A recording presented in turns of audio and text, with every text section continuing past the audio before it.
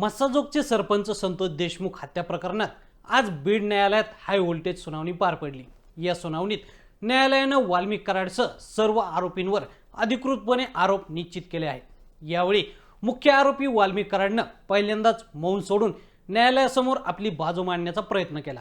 मात्र न्यायालयानं पुढील कारवाई सुरूच ठेवली। दिवसभरात कोर्टात नेमकं काय काय घडलं थोडक्यात समजून घेऊया।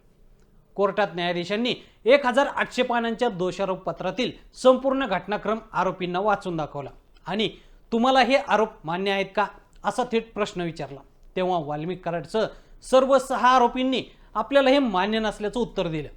यावेळी कराड स्वतःहून म्हणाला की मला काहीतरी बोलायचं आहे, मात्र कायद्याच्या प्रक्रियेनुसार आता प्रत्यक्ष साक्षीदार आणि पुराव्यांचं काम सुरू होणार आहे। न्यायालयात विशेष सरकारी वकील उज्ज्वल निकम यांनी पुन्हा एकदा ठामपणे सांगितलं की अवादा कंपनीकडून मिळणाऱ्या खंडणीच्या व्यवहारात संतोष देशमुख हे अडथळा ठरत होते। याच रागातून आरोपींनी त्यांना टाकळी शिवारात नेऊन अमानुष मारहाण केली। आरोपींनी त्यांची फक्त हत्याच केली नाही तर त्यांचे 15 व्हिडिओ आणि 8 फोटो काढून त्या क्रूरतेचा आनंदही साजरा केला।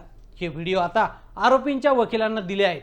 आता हेच व्हिडिओ या खटल्यातील सर्वात मोठे पुरावे ठरणार आहेत।